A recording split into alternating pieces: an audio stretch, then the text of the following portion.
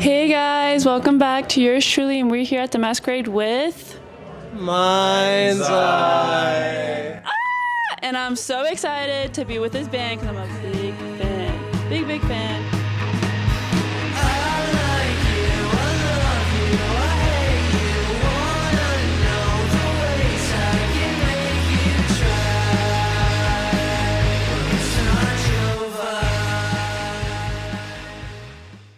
Would you like to all introduce yourself? I'm Vince. I've seen a lot of fucked up shit. I'm Jacob.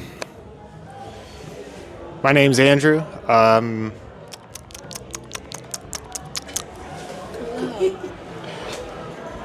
name is Jack. My name is Kelly. Kelly. So y'all have been on tour for like a bit. So how has been tour so far? What may I hold this? Well, it's been quite difficult because we've all had a series of stomach bugs and illnesses, so it's been a lot of shitting and vomiting. Good thing you're sitting in between. Good thing you're sitting in between us. Yeah. Is everyone sick? He had it first. I had it first. I was like literally San Diego show right before I went on, blew shit straight out of my ass. It was crazy. Right, literally, it was in a porta potty side stage, and then I went on stage. So there's probably a little bit of poop left over during the show. You still a big fan, or? I'm still a big fan. Yeah, thank you. So how has been tour for y'all? Well, after the San Diego show, then I got sick, vomiting right after the show in McAllen, and it was pretty terrible. So, but we're better now. We're back. We're back. They overcame. It was good. It was a difficult first 3 days, first couple shows, pretty tough. A lot of illness, but I think we're all feeling a lot better, and I'd like to thank my Lord and Savior Jesus Christ for that. So we're ready. We've been kicking ass these last few days. Sometimes we'll get an Airbnb with a pool table, so we'll get in after a long drive. We'll shoot some pool. We had a hot tub in Dallas. That was nice. So it's good. It was a tepid tub. I'd say it was a solid 98 degrees, like roughly body temperature. But it's good. We're on the upswing. We're feeling good. You're the diva. Okay, I'm the diva. So I know y'all are about to release an upcoming album. Y'all released recently the track Misery Christine, which has been a banger.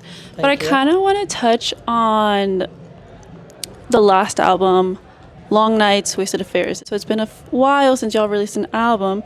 And I kind of just want to touch on how Wasted Affairs blew up on TikTok, and TikTok has kind of been the main point for like the success. So I see that y'all like to thank TikTok a lot for that success. So I kind of want to know why do you think TikTok's algorithm has helped you so much? Well, I think because there's a bunch of sick and fucked up mentally ill people on the app, and I think it's brought all of them together because, I mean, I'm sure you've seen my content. Yeah. I do the indie, honestly, and a lot of the content is for the girlies because I'm making fun of men that you've probably been with before. I see the shoes. You've met a toxic man, huh? Yes. Yeah, what's his name? Just kidding, you don't have to. But yeah, I don't know. I just feel like it's kind of like a relatable subject to make fun of, and TikTok's about. And I get a lot of inspiration from this guy by being like a really like toxic. No, I'm just kidding. He's a great guy. Yeah, I don't know. And I think it's like when I make fun of like the alt people, it kind of like usually that type of person listens to kind of the ballpark of music that we make. So honestly, it's just a big marketing scheme. But yeah, I mean, TikTok is where the music kind of the Wasted Affairs started getting traction. But before I did like the indie guy character, it didn't really translate to anything but streams. Like we couldn't really sell tickets because of it. And then I was like, I feel like people relate to art, they relate to the personality of the person more so than the music sometimes. So I was like, I'll just be a douchebag on TikTok. And the rest is history, as they say. Why is Vince like the sole person for TikTok? Like, do you guys like not want to be in the spotlight? Oh. Vince is good at it, and he prefers it that way. Well, He prefers it that way.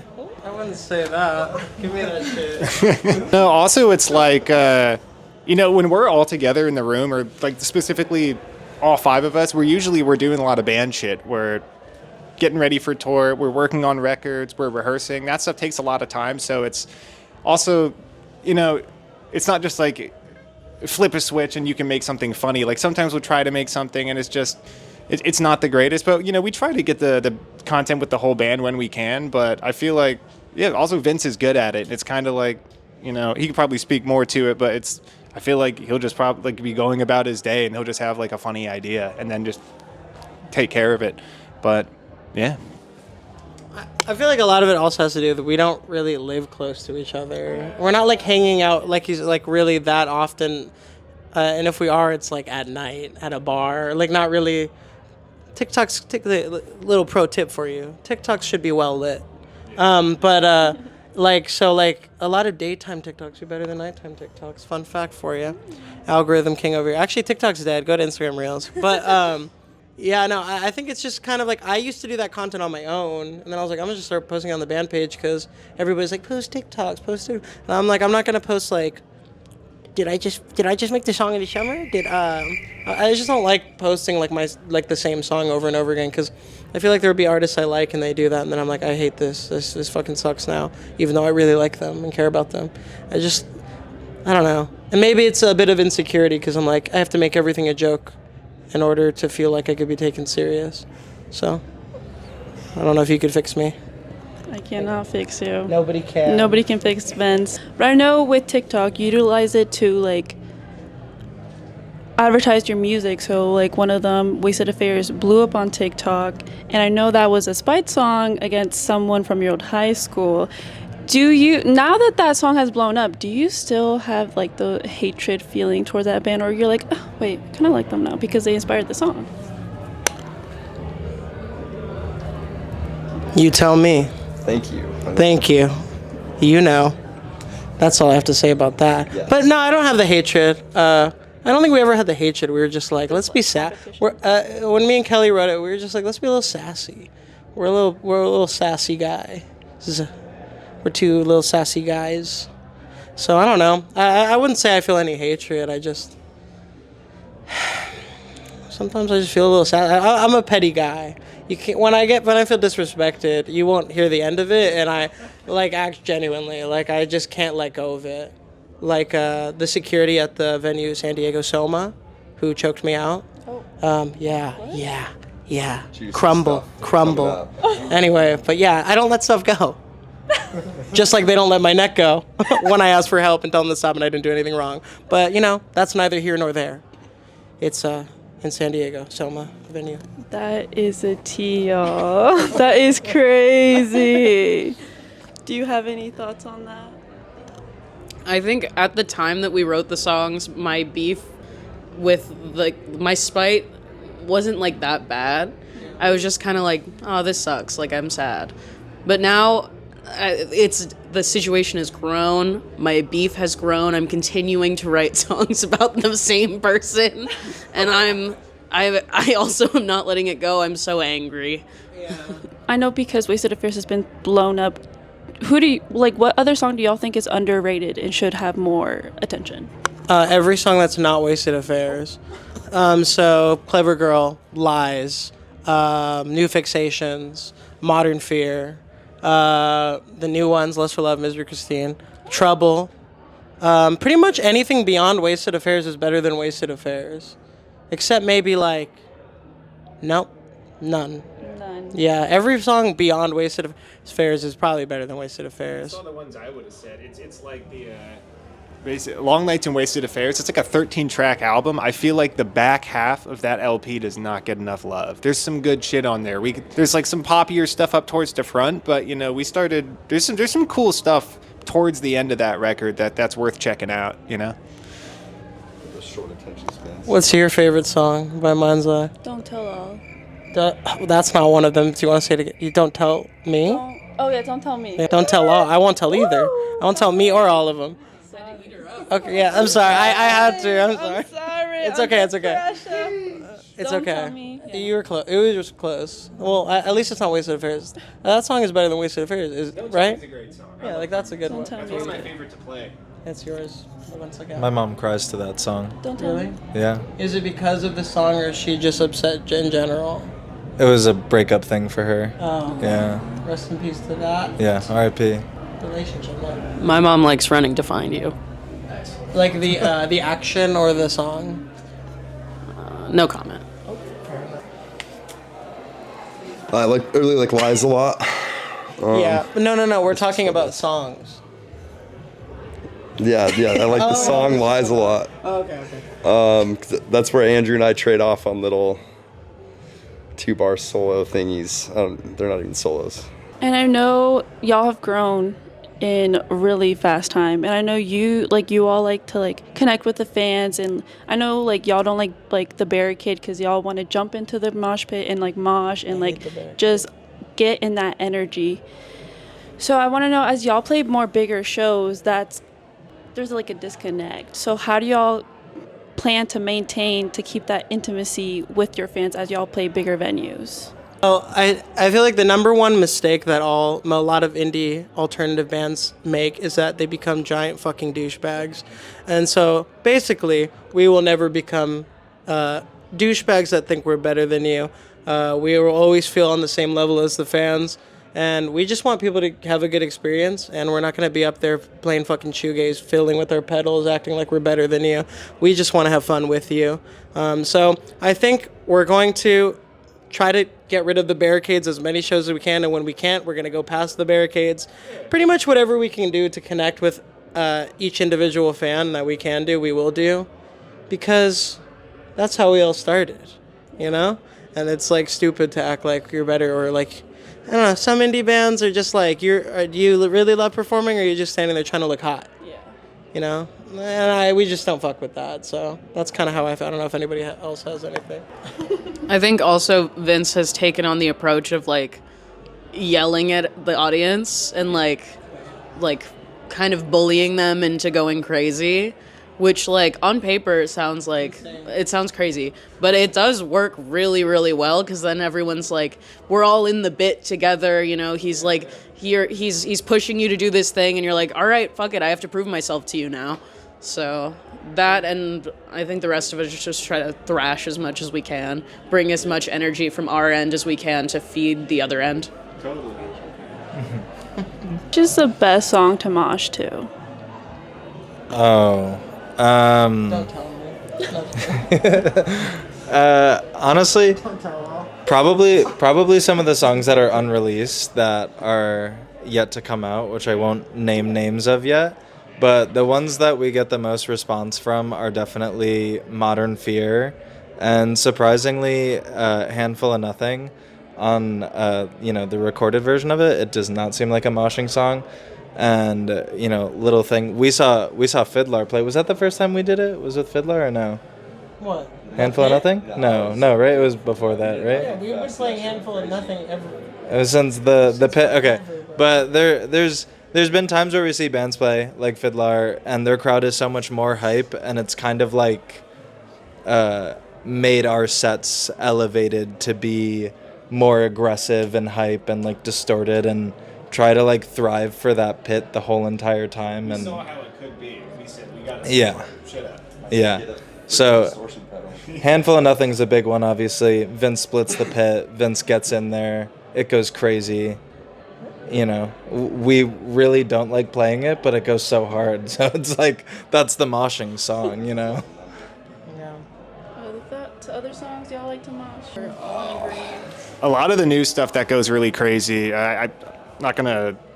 If you want to hear him, come to a show. But they're at this other EP we have in the works, and the shit is crazy. It's gonna fucking blow your mind when you hear it. I'm serious. Some of it's such an insane blend of heavy, but also melodic, a little 80s. I don't know. I'm over the moon with how it's sounding. I think we're playing a cut off of it on this tour, and it's worth hearing. I had a brain fart. I wonder why. As when y'all attend concerts, I'll see that they hyped up the crowd. What did y'all do to change to hype up your crowd, or Well, it was more sonically that we changed. I think we always kind of were Like I'm always stomping in my little 5'8" ass, always stomping around, jumping and freaking squealing and feeling around, trying to get the crowd going. But I think we were just like, we could afford to play this a little less like the recorded tracks and throw a little more dirt on it, and so it was more sonically, I think. But we've always been kind of like outwardly trying to. The key is just to look like you enjoy playing your music, and we do enjoy playing our music. So Y'all do bring have a good vibe when y'all are performing. I can see every one of you, y'all really get into it, and I think that's what really hypes up the crowd. What city do y'all think has the best mosh pits? Oh, probably LA. It's probably got to be LA or Philly. Philly. Well, they didn't have a great mosh pit, but I was gonna say Philly. You guys say Philly? I was gonna say Philly. Philly went hard immediately. It was like we got there and they were ready for us. It was just wild, Mm-hmm. And then, surprisingly, I gotta give a shout out to McAllen, Texas, because McAllen. they went so hard and no one knows about them. They're just down there, little secret. We love and McAllen. They went so hard. So Shout out to McAllen, Texas. McAllen, Texas. What has been the wildest thing that has happened at one of your shows? Story time. Give me one. Give me one. Soma. Soma, bro. Oh yeah. Yeah. Remember, I got choked out. Oh, that was that show? Me and Jack got choked out. I got He got choked out too. Yeah, I got choked out too. Vince was moshing. He's in the pit. He's pushing around. What? A guy pushed Vince. A guy pushed Vince. Vince pushed the guy back. It's a mosh pit, Security guard grabs Vince and he goes, "Hey, you can't do that. Don't target people." And then they're giving each other the eyes. And then the security guard just grabs him. And I'm like, whoa, whoa. I just try to break it up. Security guard comes behind me, puts his hands around my throat. Security comes behind him, puts his hand around the throat. Put us both in sleeper hold, pulled us out of the venue. Yeah, stand up. It's crazy. Do it to you really quick, so Yeah, it was crazy. Yeah, just Imagine, really quick. imagine a guy who's a foot taller than you, literally picking up by your nose. That was the vibe. Yeah, definitely. He was a foot taller than me. Yeah. He was like twice my fucking size. Bro did not need to be doing all that. Sorry, another brain fart. It's okay. I'm just having brain farts. Oh wait, can I do my really good fart noise really quick? Yeah. Or I could do a wet one too. Oh, that was kind of wet. That one sounded really. That was wet. That one I felt it come out of my ass. That one at 5 in the morning in a Motel 6. Oh yeah. Wait, tell him the story. Tell him the story. Yeah, all right. So what you guys... No, hold on. What you guys probably don't understand about touring is it's 3% fun, 95% you're in hell. You're paying for all the bad things you did throughout the course of your life. This is your punishment. I'm waking up, it's 6 a.m. Or no, we're not realistic. It was probably 10. I'd been awake for maybe 5 seconds. Jacob Canberra gets up and just rips ass. He goes, I'd slept for 5 hours, and the first thought in my head was I'm in hell. I've made mistakes. Listen, if your parents if you're telling your parents, I don't want to go to college, I just don't think it's for me, you have to do it. You're gonna end up like me. You get that? Sorry. Okay, wait. Can I give a tip to any new this is a tip for any bands you ever want your own bed on the road. Eat as much Buc-Ee's as you can. Yes. And just let her rip. You'll clear an entire hotel room in a matter of 5 seconds. You'll get your own bed. Good point. Here you go. Go to order for Buc-Ee's. Oh. Go to order at Buc-Ee's. You're asking? Mm-hmm. I honestly go straight for the bathroom, do a little piss. The problem with my piss at Buc-Ee's is I'm always looking. I feel like I'm not welcome at most Buc-Ee's. Yeah, me and Kelly for sure. And I feel like it's too white. Yeah. I'm always Buck me. But I always feel like I'm peeing, and then I feel like I'm always being watched while I'm peeing. Then I look around, then I accidentally get a little dribble on my pants. Oh, it happens. I'm a human being. You get a little pissed off. You get a little pissed off, and then I gotta walk around the Buc-Ee's looking for my Coke Zero, and then I got my little pissed off on my pants. Everybody probably knows I probably pissed myself. So it's kind of hard, but I what I like at Buc-Ee's? Just the camaraderie of the whites. No, I don't know. I don't really get that much food at Buc-Ee's. The beaver nuggets are pretty good, though. Never tried those. Sleeper. We just tried it recently. You should see how they're made, though. The beaver nuggets? Yeah. Yeah. You ever been to Buc-Ee's? Yeah. I get to like something cheesesteak burrito. That one's Oh, good. I got that. I had that, It's and I really liked good. it. It's really good. What do you get? I like you know, I don't know all the I've gotten the brisket sandwich, and I think I don't like brisket anymore. It's just I've come to the conclusion on this tour I don't really like brisket, but they have dark chocolate and a quarter pound of dark chocolate and peanut butter, and that's my favorite thing at Buc-ee's right now. Yeah. Holy That's- shit! The twist of a century, man. I know. I did not think he was gonna say that, so I should do this. Yeah, reel it in. Okay. All right. I don't Let's know. get it. What did you want? Okay. I really like the pulled pork sandwich. I got it last year on our tour with Hockey Dad, and I've been thinking about it since then. Shout out to Hockey Dad. Yeah.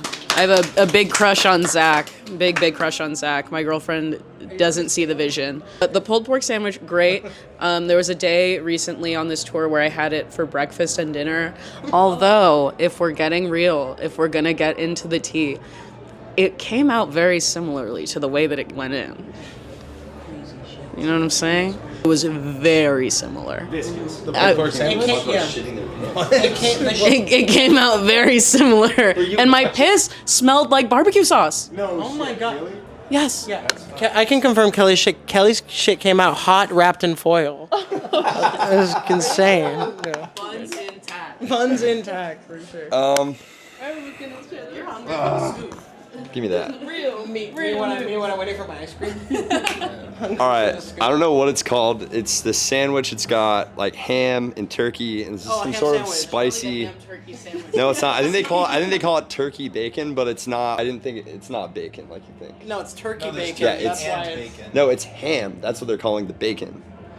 Like Canadian ham. Yes. Bacon. Right. Exactly. Bacon's ham. They think they know. They don't know. It's pretty good. It's got this really spicy sauce on it. Definitely makes you shit your pants. Okay. You go. I don't know, the pulled pork sandwich is good. I like it. I mostly just like the atmosphere. I like those mugs.